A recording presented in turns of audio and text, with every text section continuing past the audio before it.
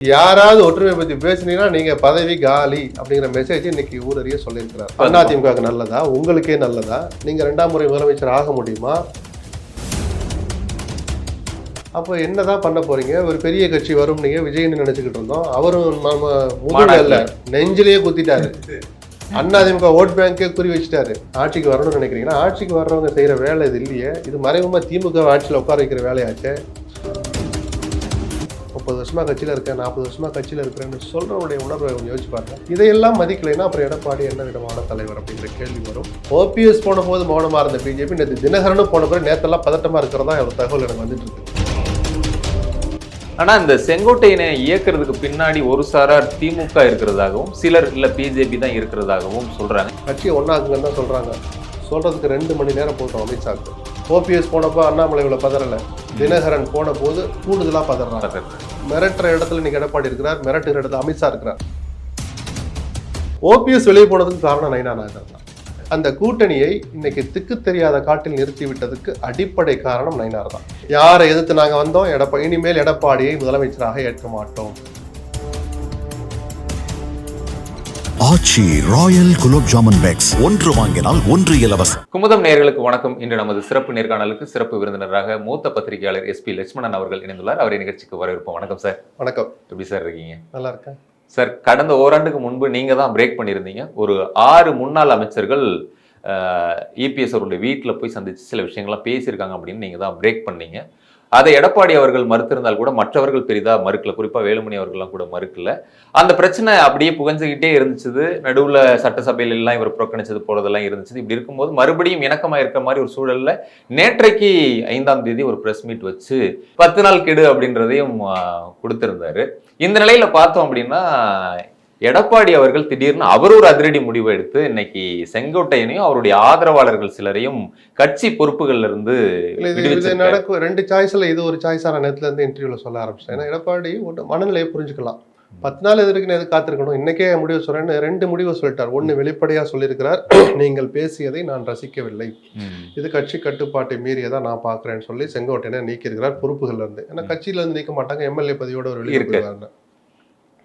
மறைமுகமா அவர் சொன்ன மெசேஜ், ஒற்றுமையை நான் விரும்பவில்லை. எடப்பாடி அவர்கள் ஒற்றுமை, ஆமா, அவர் தானே கையெழுத்து போட்டு இருக்காரு. அதுல மறைமுகமா சொன்ன மெசேஜ், நான் ஒற்றுமையை விரும்பல, யாராவது பேசுனீங்கன்னா தொலைச்சு போடுவேங்கிற வார்த்தை அந்த அறிக்கையில ஒளிஞ்சிருக்கு.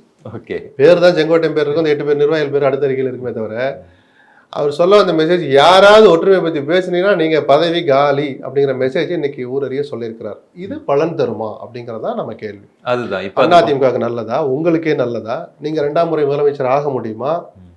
இல்ல தன்னம்பிக்கையோட நிக்கிறீங்கன்னா அது 2 தடவை தன்னம்பிக்கையா போட்ட கணக்கு தப்பு கணக்கா போச்சு. படுதோல்வில கொண்டு அதிமுகவை தள்ளிச்சு. அதிமுக வரலாற்றிலே இல்லாத அளவுக்கு 7 தொகுதிகள் நாடாளுமன்ற தொகுதிகள் அந்த தேர்தலில் டெபாசிட் போற அளவுக்கு அதிமுக படுதோல்வியை சந்திச்சு. இன்னொரு தோல்வி அதிமுக எந்த இயக்கமுமே தாங்காது. ஆமா, அப்போ என்னதான் பண்ண போறீங்க? ஒரு பெரிய கட்சி வரும் நீங்க விஜய்னு நினைச்சுக்கிட்டு இருந்தோம். அவரும் முதுகல்ல நெஞ்சிலேயே குத்திட்டாரு. அதிமுக ஓட் பேங்கே குறி வச்சுட்டாரு. உடனே அதிமுக காரன் போற விஜய் கிட்ட போயிடுவான்னு நான் சொல்லல. 10 பேர் போனாலும் இழப்பு தான். 100ல 10 பேர் போனாலும் இழப்பு தான். ஏற்கனவே எங்கேயோ இருந்த பெர்சன்டேஜ் எங்கேயோ வந்து நிக்குது. ஆமா, அப்ப இவ்வளவு பலவீனங்கள் அடுத்த பலப்படுத்துறதுக்கு திட்டமிடல்கள் செய்ய வேண்டிய இந்த காலகட்டத்துல இருக்கிறதெல்லாம் நீங்க பலவீனப்படுத்திட்டே போனீங்கன்னா அப்போ உங்க நோக்கம் என்ன? நிஜமாவே நீங்க என்னதான் நினைக்கிறீங்க? ஆட்சிக்கு வரணும்னு நினைக்கிறீங்கன்னா ஆட்சிக்கு வர்றவங்க செய்யற வேலை இது இல்லையே. இது மறைமுகமா திமுக ஆட்சியில் உட்கார வைக்கிற வேலையாச்சே. அப்படிலாம் செங்கோட்டையன் மட்டும்தான் வெளிப்படையா பேசணும். பல பேருக்கு அந்த உணர்வு இருக்கு. இப்ப நீக்கப்பட்ட பிறகு இது என்ன தாக்கத்தை ஏற்படுத்தும் நம்ம இனிமேல் தான் பொறுத்து பார்க்கணும். ஒண்ணு என்னடா குரல் கொடுத்தாலே நீக்கிறார், நல்ல வேலை நினைச்சாங்க, அண்ணன் கூப்பிட்டாரு நம்ம பிரஸ் மீட் போகல அப்படின்னு ஒரு 10 பேர் நினைக்கலாம். குலதெய்வத்துக்கு தேங்காய் உடைச்சிட்டு இருப்பாங்க, நல்ல வேலை சாமி என்னை காப்பாத்தினேன்னு. பல பேர் மனசுக்குள்ளே வேதனைப்படுவான். தொண்டனை நினைச்சு பாருங்க, அவனுக்கு ஃபோரம் இல்லை, கேமரா முன்னாடி நிக்கிற வாய்ப்பு இல்லை.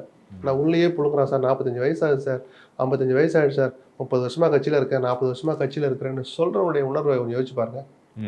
இதையெல்லாம் மதிக்கலைன்னா அப்புறம் எடப்பாடி என்ன விதமான தலைவர் அப்படிங்கிற கேள்வி வரும்.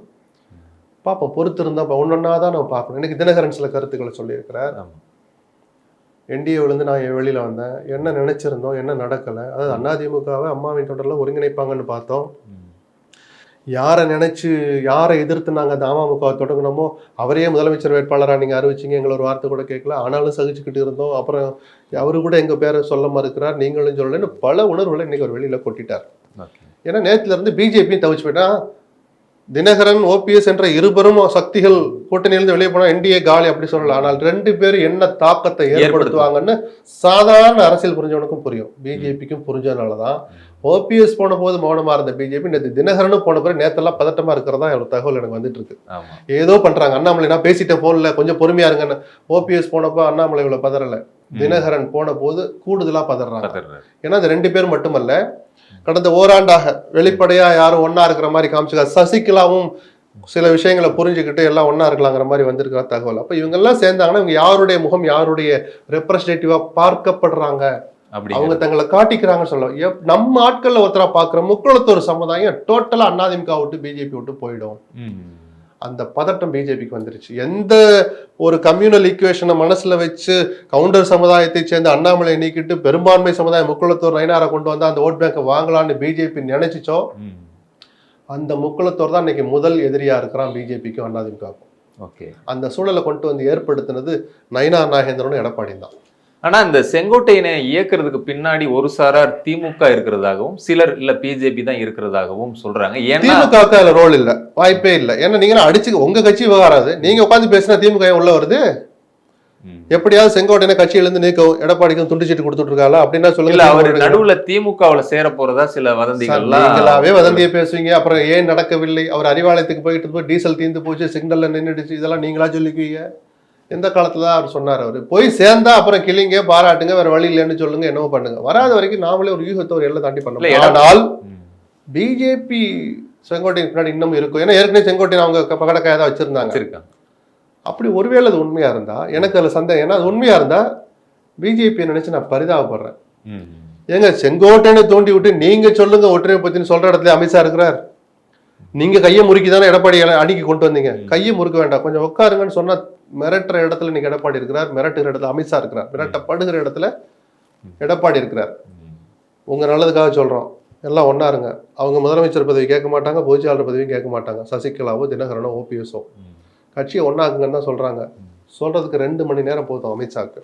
ஆனா அவர் சொல்ல மாட்டாரு. அவங்களே சொல்லாத போது செங்கோட்டை நோட்டு நீங்க ஒற்றுமையை ஏற்படுத்துங்கன்னு சொல்லுவாங்கல்ல, நான் அதுல லாஜிக் இல்லைன்னு சொல்லுவாங்க. இல்ல அமித்ஷா அவர்களோட ஏற்கனவே சொல்லும் போது என்டிஏல இருந்து யாராவது அதிமுகவுல ஒருவர், என்டிஏ கூட்டணியில அதிமுகவுல ஒருவர் எடப்பாடி பேரையும் சொல்லல. ஆமா, தினகரனும் ஓபிஎஸ் என்டிஏல தான் இருக்கிறாங்க, அவங்க பேரை கூட அவர் கூட சொல்லல. அப்போ இப்பதான் எனக்கு ஒரு கேள்வி, அப்போ உங்க நோக்கம் என்னதான் சார்? என்டிஏன்னு ஒண்ணு எதுக்கு சார் அமைச்சிங்க? நீங்க ஆட்சியை பிடிக்கிறது தானே சார் அமைச்சிங்க, திமுக வீட்டுக்கு அனுப்புறது தானே சார் அமைச்சிங்க. நீங்க என்ன செய்யறதெல்லாம் பார்த்தா வீட்டுக்கு அனுப்புற மாதிரி தெரியலையே. அதுதானே படி பார்க்கும்போது அமித்ஷா அவர்கள் கையெல்லாம் முறுக்க வேண்டாம் சொன்னாலே கேட்கிற இடத்துலதான் எடப்பாடி இருக்கிறார் அப்படின்னு சொல்றீங்க. ஆனா மத்த ஸ்டேட்டுகள்ல எல்லாம் பாஜக பண்ற பிளே வேற மாதிரி இருக்கு. ஆனா தமிழ்நாட்டு வேற மாதிரி இல்ல. அங்க எல்லாம் எடுபடுது, இங்க பாச்சா பலிக்கல. பச்சையா சொல்லுங்க. அதுதான் எனக்கு புரியல. அப்ப நிஜமாவே நீங்க எஃபர்ட் எடுக்கிறீங்களா, எடுக்கிற மாதிரி நடிக்கிறீங்களா, இல்ல திமுகவோட டீல் போட்டுக்கிட்டீங்களா? நான் அப்படியே ஓட்டிக்கிட்டு இருக்கேன், நீங்க அப்படியே கண்டி பண்ணுங்க அப்படின்னு சொல்றீங்களா? கிராமத்துல பேச ஆரம்பிச்சிட்டான் சார். நேத்து பிஜேபி காரனே பேசுறான் சார். எங்க ஆளு என்ன சார் பண்றாங்க கேக்குறான் சார். அவன் நம்மளை விட விவரமா இருக்கிறான். எங்க ஆளுக பண்றது தப்பு, ஏன் தான் இப்படி பண்றாங்களோ தெரியல. இது திமுக தானே சாதகமா போய் முடியும். அவனுக்கு புரிகிற அரசியல் அறிவு அமித்ஷாக்கு இல்லாம இருக்குமா? இருந்தும் அவர் ஏன் செய்ய மறுக்கிறார் அப்படின்னா நேத்துல இருந்து எனக்கு அதுல ஒரு சந்தேகம் ஒரு மாறுபட்ட, அதுக்கும் மாறுபட்ட கருத்து என்னன்னா, தினகரன் போனோன்னே அவங்க பதட்டமானதை என்னால புரிஞ்சுக்க முடியுது. பெரிய ஒரு 30% ஓட் பேங்க் வச்சிருக்க தினகரன் போயிட்டார், அந்த அர்த்தம் இல்ல. தினகரனால என்ன செய்ய முடியும்னு அவங்களுக்கு தெரியும். ஏன்னா தேனியில அவர் எம்பி எலெக்ஷன்ல அவர் ஓட்டு வாங்கிருக்காரு. அது மட்டும் இல்ல சார், மதுரையில பிஜேபி 2ஆம் இடம் வாங்கினது, சிவகங்கையில ராம்நாட்ல 3 லட்சம் ஓட்டு வாங்கினது, திருநெல்வேலியில 2 ஓட்டு கம்மியா வாங்கினா 4வது இடம் அதிமுக, 2ஆம் இடம் நயினாரு. யாரால? அமமுகவால. கண்டிப்பா. அதெல்லாம் தெரிஞ்சதுனாலதான் அந்த பதட்டம் வந்து ஏதோ சமாதானப்படுத்த முயற்சி பண்றோம். அந்த சமாதானத்துக்கு என்ன கண்டிஷன்ங்கிறதா இன்னைக்கு தினகரன் வெளிப்படையா போட்டு உடைச்சார். யாரை எதிர்த்து நாங்க வந்தோம், இனிமேல் எடப்பாடியை முதலமைச்சராக ஏற்க மாட்டோம் அப்படி ஒரு வார்த்தை அதுல ஒளிஞ்சிருக்கு. எங்களுக்கு உரிய கௌரவத்தை கொடுங்க, சும்மா என்டிஏக்கு வாங்கன்னா போயிட மாட்டேன் சொல்றார். இதை மீறி ஏதோ ஒரு தினகரனும் மிரட்டப்படலாம். அவர் அடிப்பணி வார இல்லையாங்கிறது வேற. அமித்ஷாவுடைய பிஜேபி கேரக்டர் வச்சு பார்த்தா தினகரனுக்கு ஒரு அழுத்தத்தை கொடுப்பாங்க. அழுத்தத்துக்கு பயந்தோ மரியாதையின் காரணமாக யதார்த்தத்தை புரிஞ்சுக்கிறாங்க. வெறும் என்டிஏவுக்கு தினகரன் போனால் அவருடைய மரியாதை காணாமல் போகும். இல்ல தினகரனுக்குன்னு இந்த ஃபீல்ட்ல ஒரு மரியாதை இருக்கு. ஓட் பேங்க் பத்தி எல்லாம் விட்டுருக்காரு. ஒரு நாகரிகமான ஆளு, எதையும் வெளிப்படையா பேசுற ஆளுன்னு ஒரு இமேஜ் இருக்குல்ல, அந்த பிம்பம் உடைஞ்சிடும். அது தினகரனுக்கும் புரியும். சோ வெறுமனே என்டிஏக்கு போறது வேற, அதிமுக ஒற்றுமைப்படுத்துங்க, எடப்பாடியை மாத்துங்க, நாங்க 2 பேருமே வர்றோம், சசிகலாவையும் கூட்டிட்டு வரேன்னு கூட தினகரன் ஒரு நிபந்தனை விதிக்கலாம். இந்த நிபந்தனை விதிக்காமல் இருந்த தினகரனை நீங்க அவமானப்படுத்துனீங்க. இன்னைக்கு தினகரன் கொஞ்சம் நிமிர்ந்து உட்கார்ந்துருக்கிறார். இன்னைக்கு அவர் பிரஸ் மீட்ல சொல்லியிருக்கிறது, நான் அவசர கொடுக்கையெல்லாம் கிடையாது, எல்லாருமே ஒத்துக்கிற ஒரு விஷயம். நான் அவர் வியாபாரியும் எடுத்த அல்லன்னு உடனேயும் நிதானமா முடிவெடுக்கக்கூடியவர். ஏப்ரலே அந்த முடிவெல்லாம் எடுக்கலன்னு சொல்லிட்டு அவருடைய கோபம் கொஞ்சம் நயினார் நாகேந்திரன் மேல இருக்கிற மாதிரியும் இருந்துச்சு. ஏன்னா ஓபிஎஸ் வெளியே போனதுக்கு காரணம் நயினார் நாகேந்திரன் தான். ஓ, சார் நான் அமித்ஷாவை பார்க்கணும் அப்படின்னு மெசேஜ் அனுப்புறாரு, மோடியை பார்க்கணும்னு மெசேஜ் அனுப்புறாரு. யாரோ வரும்போது எனக்கு காலே வரலைங்கிறார். கால் பண்ண எடுக்கலைன்னு ஓபிஎஸ் சொல்றாரு, எனக்கு காலே வரலைன்ட்டாரு. நயினார் யார் போனையும் எடுக்கிறதுல கட்சிக்குள்ளே ஒரு குற்றச்சாட்டு இருக்கு. அப்புறம் அப்படியா, நான் அனுப்பிச்ச மெசேஜை பாருங்க, அது டெலிவரி ஆயிருக்கு, அவர் படிச்சிருக்கிறாருன்னு ஓபிஎஸ் ஆதாரத்தை காமிச்சார். நயினார்ட்டு இருந்து அதுக்கப்புறம் பதிலே வரல. அப்போ இப்படி அவமானப்படுத்தலாமா நீங்க? ஜான் பாண்டியனை கூட சொல்லலை, சமுதாய ரீதியாவோ ஓட் பேங்க் வச்சு சொல்ல, உங்கள் கட்சியில் உங்கள் கூட்டணியில் இருக்கிற ஒரு சிறிய கட்சியை கூட நீங்க அப்படி அவமானப்படுத்தக்கூடாது. ஓபிஎஸ் இந்த மாநிலத்துடைய முதலமைச்சராக 3 முறை இருந்தவர். நீங்கள் அமைச்சராக இருந்தபோது உங்களுக்கும் முதலமைச்சராக இருந்தவர், நயினாருக்கு முதலமைச்சராக இருந்தவர். நயினார் அமைச்சர், இவர் முதலமைச்சர் 11ல். அந்த மரியாதையும் வச்சு பார்க்கல. நம்ம கூட்டணியில் ஒரு அங்கம்னு நினைச்சு பார்க்கல. அவரை லெஃப்ட் ஹேண்டில் டீல் பண்ணார். லெஃப்ட் ஹேண்ட் கூட இடது கை கூட பயன்படுத்தலை, அப்படியே கம்மன் வேடிக்கை பார்த்தார். அப்போ நயினார் தான் முதல் காரணம் ஓபிஎஸ் வெளியே போனதுக்கு. அதை வேடிக்கை பார்த்த தேசிய தலைமை 2வது காரணம் வச்சுக்கோங்க. இவங்க தான் எடுத்து சொல்றானே, கொஞ்சம் இருக்குன்னு அமித்ஷா ஃபோன் போட்டு அவர் என்கேஜாவே இருக்குன்னு எதையாவது ஒன்று சொல்லணும்ல, ஃபோனே எடுக்கலைன்னா. ஸோ முதல் காரணம் நயினார் தான். அவருக்கு உள்நோக்கம் இருந்ததோ இல்லையோ தெரியாது, இல்லை மெச்சூரிட்டி இல்லாமல் இருந்தாரா, இல்லை நம்ம அண்ணன் தானே பேசிக்கலான்னு கொஞ்சம் உரிமையோடு இருந்தாரா தெரியாது. ஆக மொத்தம் நயினாருடைய அந்த செயலற்ற தன்மை தான் ஓபிஎஸ் அவ்வளவு கோபமா வெளியே போனது காரணம். நானே எதிர்பார்க்கல ஓபிஎஸ்க்கு இவ்வளவு கூட இருக்கா. பச்சையா சொன்னா அவங்க கட்சிக்காரன் இந்த வார்த்தையை பயன்படுத்துறாரு. அவர் கூடவே திடீர் ஒருத்தர் என்கிட்ட சொல்றாரு, அண்ணனுக்கு இவ்வளவு சொல்ல இருக்காங்க. ஏன்னா அது கெட்ட வார்த்தையா சொல்லல, அவர் அவ்வளவு சந்தோஷத்தை சொல்றாரு, இன்னைக்குதான் அண்ணனுக்கு வந்திருக்கு அப்படின்னு. அப்ப எனக்கும் அது ஆச்சரியம் தான். அப்போ அந்த அளவுக்கு போறது காரணம் நயினாருடைய அந்த செயலற்ற தன்மை. அதுக்கப்புறம் வாசன் ஒரு நிகழ்ச்சி நடத்துறார், அழைக்கப்படல அல்லது அழைக்க வேண்டிய விதத்துல அழைக்கப்படல, அது வரணும்னு விரும்பல. வாசன் தினகரன் வரணும்னு விரும்பல. அதுக்கு தகுந்த மாதிரி நடக்குது. ஜான் பாண்டியன் நிகழ்ச்சியிலையும் ஒரு வெள்ளி விழா மாதிரி நடத்துறாரு, கட்சியோட வெள்ளி விழா. என்டிஏ பூரா கூப்பிடுறாரு, கான்ஸ்டியூவன்ட் எல்லாரையும். தினகரனை கூப்பிடல. அதை கூட கம்யூனிகேஷன் கேப்டன் ஏதோ சொன்னாங்க. இதுவும் ஒன்று தினகரன் உஷாராயிட்டார். இப்போ இதே நிலை நீடிச்சா ஓபிஎஸ் நடந்தா நமக்கு நான் தொடர்ந்து சொல்லிட்டு தான் இன்னைக்கு தினகரனே வாய் விட்டு சொல்லிட்டாரு, அதை ஸ்மெல் பண்ணி நான் வந்துட்டேன்னு. அதுவும் ஒரு காரணம். அப்போ அந்த வாசன் நிகழ்ச்சியை புறக்கணிச்சதுக்கு அப்புறம் எல்லாருமே கேட்கறாங்க, அப்ப தினகரன் போய் நீங்க என்ன என்டிஏ நீடிக்கிறான்னு கேட்கறாங்க. அது வரைக்கும் நான் என்டிஏவில் தான் இருக்கிறேன்னு சொன்ன தினகரன் நயினார்ட்ட போய் கேளுங்கன்னு முதல் முறையா சொல்றாரு. நயினார் ஏற்கனவே 2 பேர் என்டிஏல இருந்தாங்கன்னு சொன்னார். ஓபிஎஸ் போன பிறகு கொஞ்சம் மௌனமா இருந்தார்.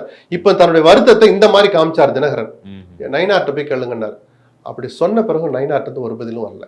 அப்போ தினகரன் வெளியேறிருக்கும் காரணம் தெரிந்தோ தெரியாமலோ நயினார் நாகேந்திரன் தான். இல்ல, இதுவரைக்குமே நயினார் நாகேந்திரன் மௌனமா தான் இருக்கிறத நான் பாக்குறேன். ஏன்னா அண்ணாமலை அவர்கள் தான் மறுபடியும் பரிசீலனை பண்ண சொல்லி தினகரன் பேசினதா அறிக்கைகள்லாம். அதுக்கப்புறம் நயினாரும் பேசினதா ஒரு தகவல் வருது. பட் என்னன்னா 2 பேருக்கும் பாடி லாங்குவேஜ் வேற, ஒருத்தர் மாதிரி ஒருத்தர் இருக்க மாட்டாங்க. அண்ணாமலையை எடுத்துட்டு நயினாரை போட்ட போது நான் என்ன சொன்னேன், இவருடைய ஸ்டைல் வேற, நயினாருடைய ஸ்டைல். அவர் தடாலடியானாலும் இவர் கொஞ்சம் டீசெண்டா, கொஞ்சம் மென்மையானவர்லாம் நம்ம சொன்னோம். இவருடைய அணுகுமுறை கொஞ்சம் மென்மையா இருக்கும்னு. இவ்வளவு மென்மையாவா இருக்கிறது, ரொம்ப மென்மை. ஏதாவது பேசணும் இல்லைங்க, இல்லைங்க ரொம்ப பேச மாட்டேன், ரொம்ப பேச மாட்டேன், பேசுறியா அப்படின்ற மாதிரி கூட நிறுத்திட்டாரு. கடைசியில அந்த கூட்டணியை இன்னைக்கு திக்கு தெரியாத காட்டில் நிறுத்தி விட்டதுக்கு அடிப்படை காரணம் நயினார் தான். இன்னைக்கு டிடிவி அவர்கள் சொல்லும் போது கூட நாங்க எங்களை ஒரு துக்கடா கட்சி அப்படின்னு பாக்குறீங்க, நாங்க சொல்றதெல்லாம் கூட பிரேக்கிங் போறீங்க, பரவாயில்லையே அப்படின்ற மாதிரி அவருடைய அந்த விரக்தியில அவருடைய நகைச்சுவை துணியில சொன்னால் கூட, அப்போ ஒரு ஏடிஎம்கே என்ற ஒரு பெரிய கட்சி, ரெட்டலை என்ற ஒரு சின்னம் இருக்கக்கூடிய ஒரு தலைமையும் கட்சியும் வந்து விட்டதுனால டிடிவி கொஞ்சம் இரண்டாம் தாரமாக நினைக்கிறாங்க. ஆனா 2ஆம் தாரத்தை சில பேர் நல்லா வச்சிருப்பாங்க, 2ஆம் தரமாக நினைக்கிறாங்க. நான் நகைச்சுவை சொல்லல, அந்த வழியை உணர்றது தினகரனுக்கு தான் அந்த வழி தெரியும். நம்ம 5.5% ஒரு காலத்தை வாங்கி காமிச்சோம். அந்த தினகரன் பின்னால் தமிழ்நாடே திரண்டு சொல்லலாம், பல பேர் மிரண்ட காலம்லாம் ஒன்று உண்டு. இன்னைக்கு அவ்வளவு செல்வாக்கு இல்லைன்னா கூட அவரும் ஒரு இயக்கத்தை நடத்திட்டு இருக்காங்கிறத யாரும் மறுக்க முடியாது. ஓட் பேங்க் அளக்கிறதுக்கு, தேர்தல் முடிகிறதுக்கு முன்னாடி அளக்கிறதுக்கு கருவிகள் வரல. ஆனால் தினகரனால் என்ன இம்பேக்ட் ஏற்படுத்த முடியுங்கிறது அரசியல் தெரிஞ்சவங்களுக்கு தெரியும். சரி, தருமபுரியில் தினகரன் இல்லைன்னா ஒரு துளி கூட நகராதுலாம் நான் சொல்ல மாட்டேன். நாகப்பட்டினத்தில் அவர் இல்லைன்னா அவ்வளோதான் சார் கடலூர்ல எல்லாம் அப்படிலாம் நான் போய் சொல்ல வரல. அவருக்குன்னு தாக்கம் ஏற்படுத்துகிற ஒரு 80 தொகுதிகள் இருக்கு. தினகரன் என்கிற தனிநபரால் தாக்கத்தை ஏற்படுத்த முடியும். இதை தினகரன் வெளியே போன பிறகு புரிஞ்சுக்கிட்டு குய்ய முறையங்கிறான். நேற்று நைட்ல இருந்து ஏதோ 2-3 நாள் ஏதோ நடக்க போறதா சொல்றாங்க. என்ன நடக்குன்னு பாப்பா. ஆக மொத்தம் என்ன நடந்தாலும் என் நிபந்தனை அல்லது என் மனதில் இருப்பது இதுதான் இன்னைக்கு தினகரன் போட்டு உடைச்சார்.